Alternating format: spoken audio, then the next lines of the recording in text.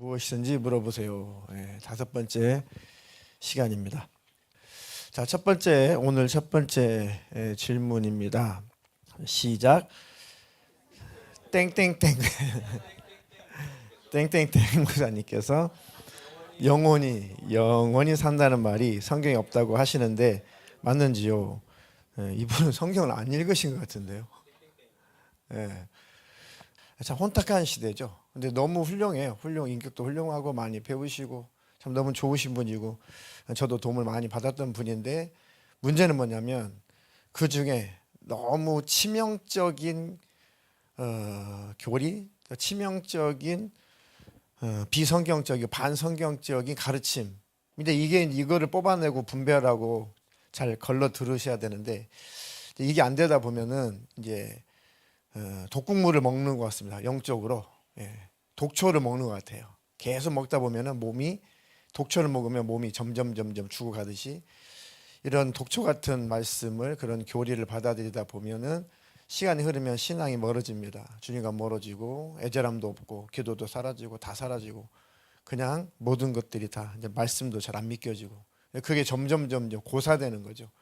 참 지금 마지막 때라 좋은 문명의 이기죠. 유튜브라는 게 인터넷이라고 하는 것이 좋은 우리 인류의 좋은 문명의 이기인데 이거 잘못 분별하고 잘못 사용하게 되면은 영혼이 죽을 수도 있습니다. 그러니까 성경을 꼭 중심으로 신앙생활 하시기를 바라겠습니다. 네, 이렇게 질문해 주신 분은 너무 감사합니다. 이런 질문들을 해 주셔야 또 제가 이렇게 가르쳐 드리고 또 다른 분들에게도 이렇게 이런 것들을 이런 주제에 대해서 답변을 할 수가 있습니다. 그러니까 뭐 이런 주제 너무 좋은 주제죠. 그러니까 누구든지 여러분들이 부끄러워하지 말고 또 무기명으로 여러분들이 질문을 하시는 거니까 제가 뭐 그 이름도 없어요 거기에. 그러니까 제가 공개도 하지 않습니다.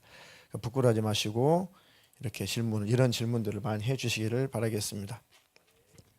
예를 들면 이런 분들은 이제 천국이 가까이 왔다라는 그런 말씀을 천국은 단순히 우리가 죽어서 가는 그런 세계가 아니다.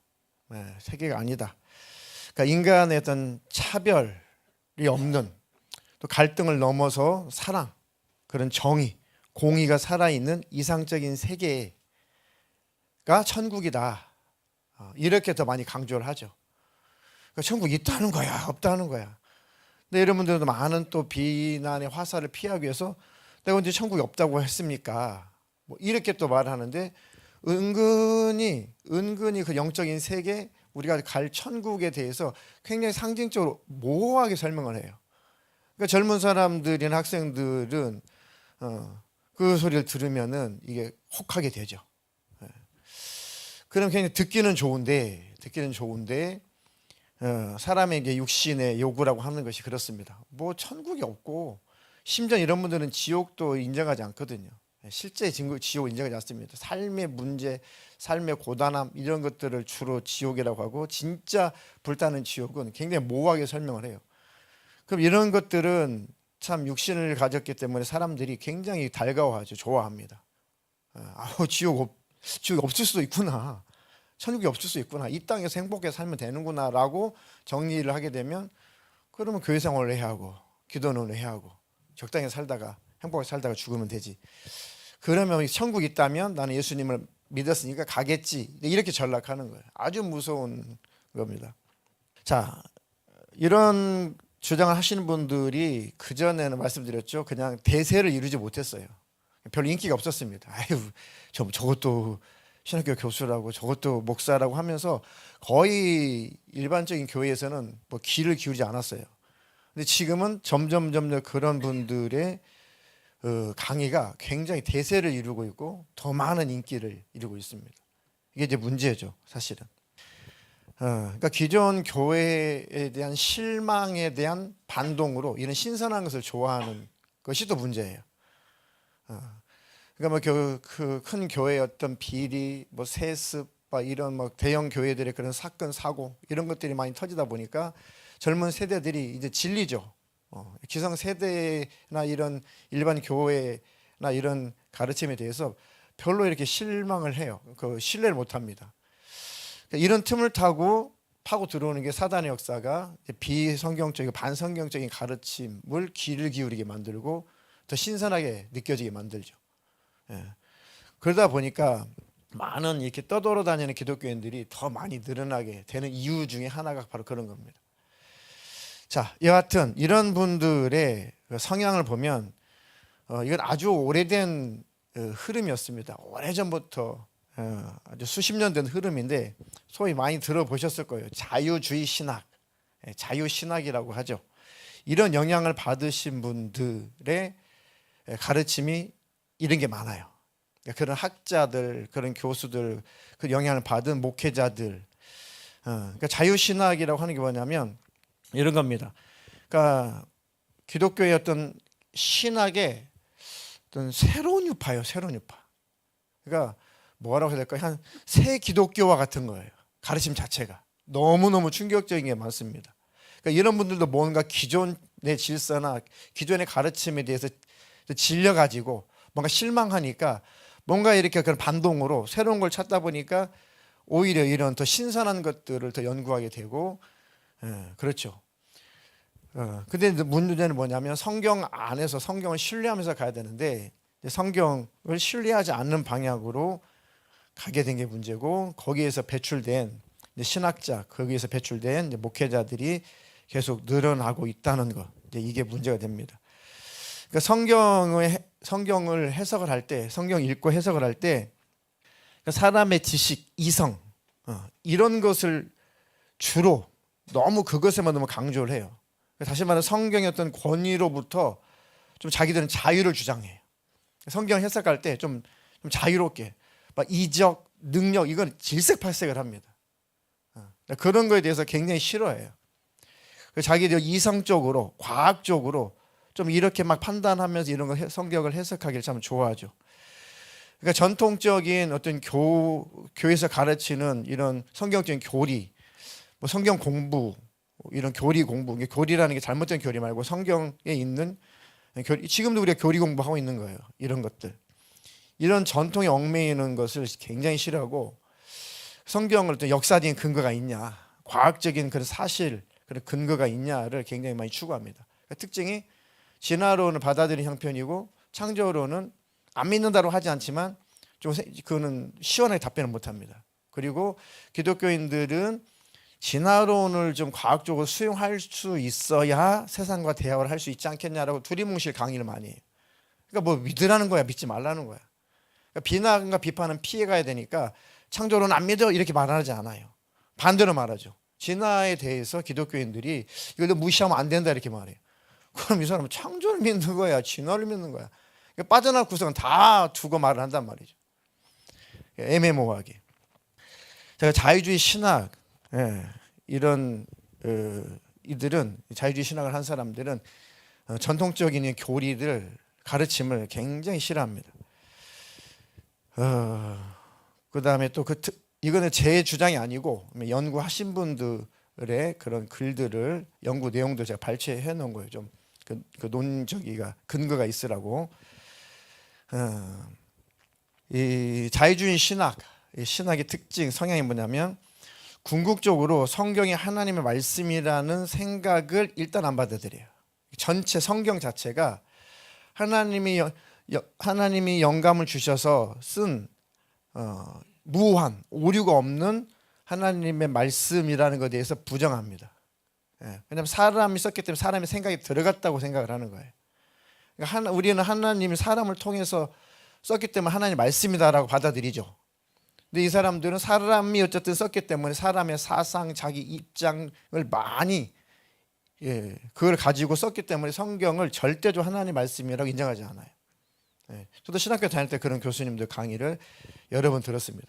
그러니까 들으면은 믿으라, 성경 믿으라는 거야, 믿지 말라는 거야. 근데 그런 질문을 하게 되면 다 피해가요. 그런 비판을 쫓겨나죠. 교직생활 못하죠. 그러니까 그것은 학생이 가서 뭐 연구해서 뭐 결정하세요라고 다 피해가 버립니다. 근데 가르치는 내용은 성경을 믿으라는 거야, 믿지 말라는 거야. 굉장히 혼란을 줘요. 자유주의 신학은 성경에 기록된 하나님의 그런 초자연적인 계시를 인정하지 않습니다. 성경에 기록된 모든 기적을 인정하지 않습니다. 제가 다녔던 학교도 그런 교수님 꽤나 있었어요. 주를 구약하게해서 많이 그런 교수님 나타납니다. 죽어도 구약에 있는 이적을 죽어도 안 믿어요. 죽어도 안 믿어요. 자유주의 신은 한마디로 성경이 인간이 쓴 오류가 많은 책이다라고 노골적으로 이렇게 주장을 합니다. 그리고 좀 신화를 신화적인 책이라고도 주장도 하죠. 그러니까 창세기 1장부터 11장을 거의 성경 하나님 말씀이라고 어떤 교수님은 그렇게 표현하지 않아요. 제가 강의 한 1년 들었는데 그분은 항상 그걸 설화라고 표현해요. 설화. 신화라고 하기에는 너무 많은 공격을 받을 것 같으니까 창세기 1장부터 11장까지는 뭐 농수, 노아의 홍수 사건 이런 것들은 그냥 설화다. 이렇게 노골적으로 가르친단 말이죠. 그러니까 하나 신화 취급을 하는 겁니다. 도무지 인간의 이성으로만 성경을 보려고 하니까 이해가 안 가는 게 많죠. 어떻게 홍수가 갈라지냐 이거죠. 이게 이런 게 문제입니다. 근데 이제 신선한 새로운 세대나 신세대들은 굉장히 그런 것들에도 혹하게 돼 있어요. 이성적인 걸 자극해 주니까.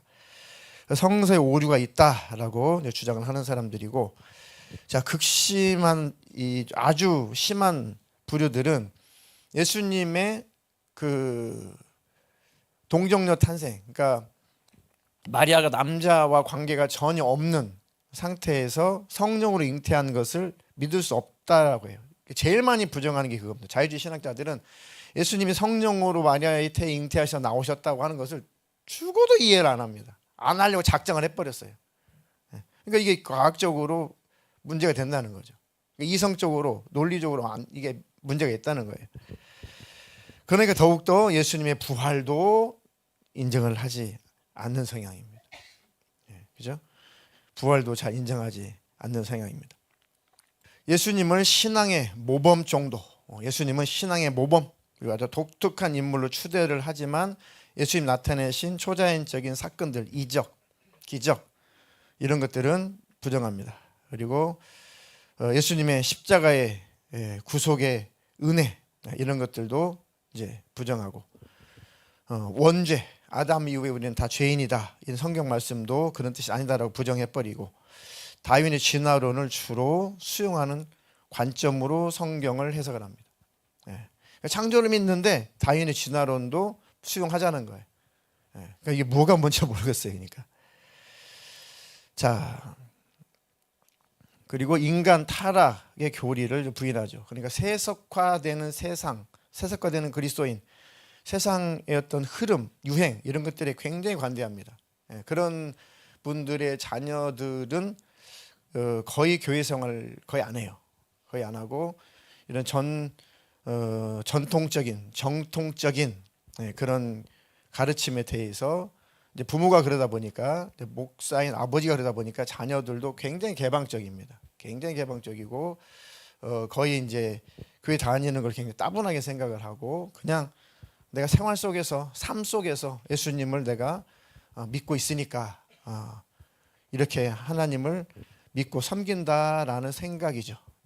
그러니까 그런 자녀들은 교회를 다니지 않아도 굳이 그렇게 문제시하지 않아요. 뭐 내 자녀도 예수님을 알고 있다, 예수님 받아들였다, 그리고 내 자녀들도 뭐 교회를 안 다녀서 그렇지 마음속에 예수님 있다. 근데 이러다 보니까 굉장히 신선한 것 같아도 영적으로 보게 되면 사탄의 역사죠. 자, 그리고 성경이 제시하는 구원관을 가지고 있지 않습니다. 그러니까 그리스도의 십자가 사역을 통한 구원을 부정해 버리죠. 그러니까 믿음으로 구원받는다는 교리도 부정합니다.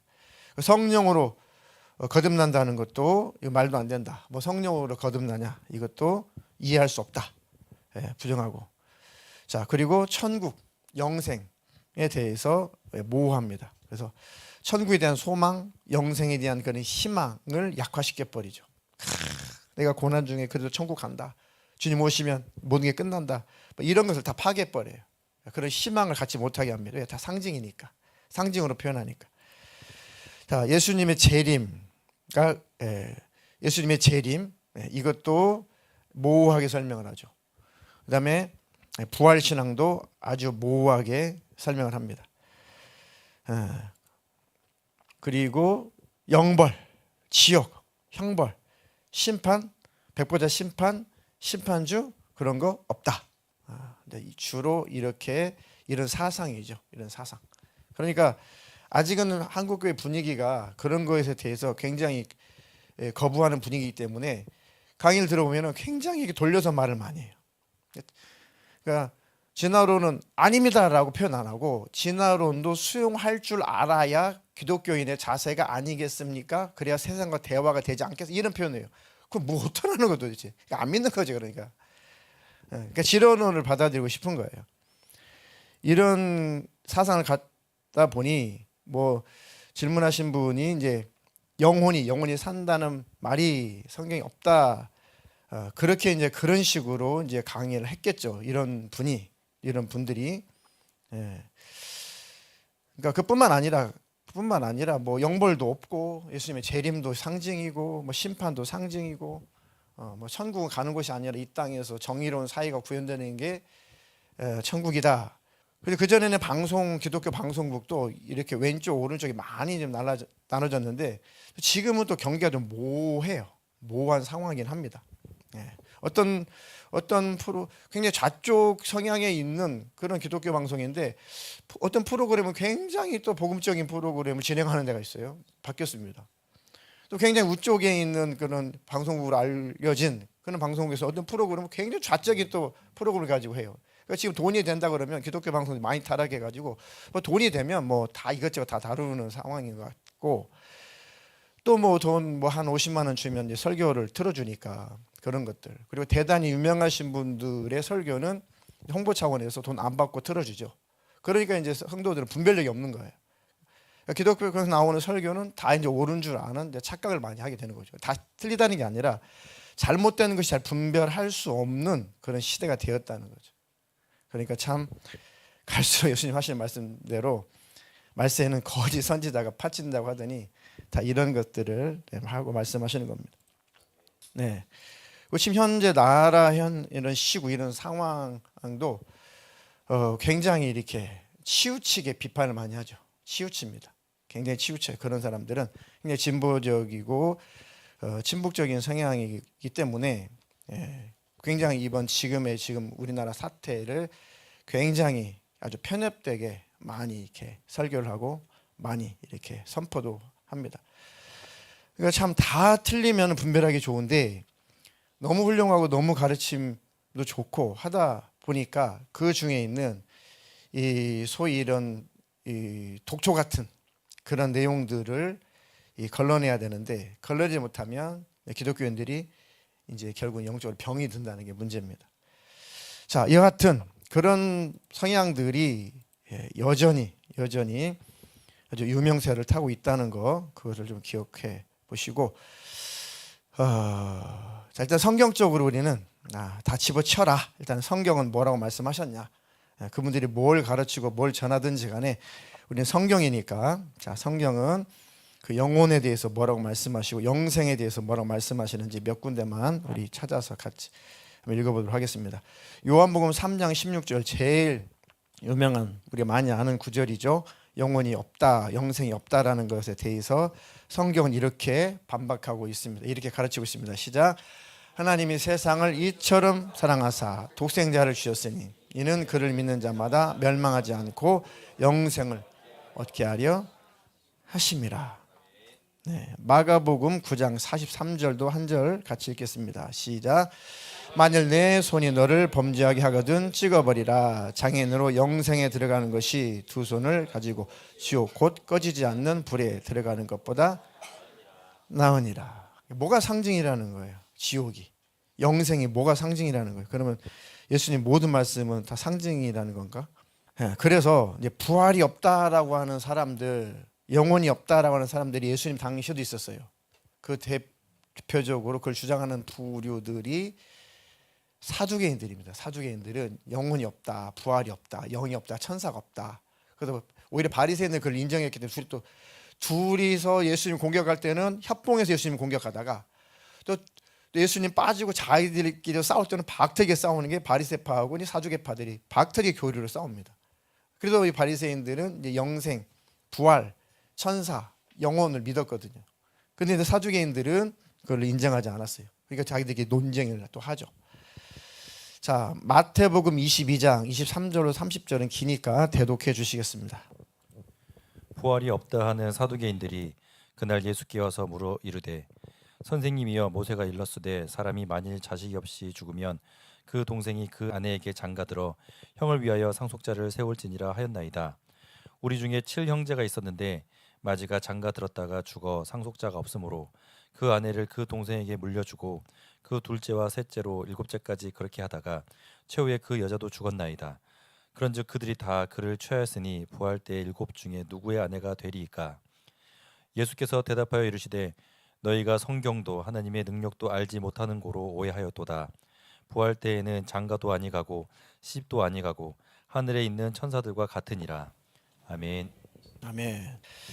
이제 그 유대인들에게는 이스라엘의 백성들에게는 형사 취수라고 하는 그런 문화가 있었죠. 그런 전통이 있었습니다. 형이 자식이 없이 죽으면은 그 동생이 형수하고 결합을 해서 그 여자 형수는 계속 그 집안에 씨를 낳아줘야 된다. 그런 권한이 있었고 그 집에서 안 나갈 수 있는 그런 권리가 있었습니다. 그런데 너무 심각하게도 무슨 일이 있었는지 그 집안에 7명의 아들이 이렇게 다 죽었다는 거예요. 그러니까 여자는 하나고 남편은 7이 있었는데 그러면 그 누구가 남편이 되는 겁니까? 부활해서 천국 가면은 그러면 도대체 이 여자의 남편은 누굽니까? 라고 지금 예수님께 이렇게 물어보는 거죠. 그러니까 예수님께서 너희들이 성경도 모르고 영적인 세계도 몰라서 지금 착각하고 있구나.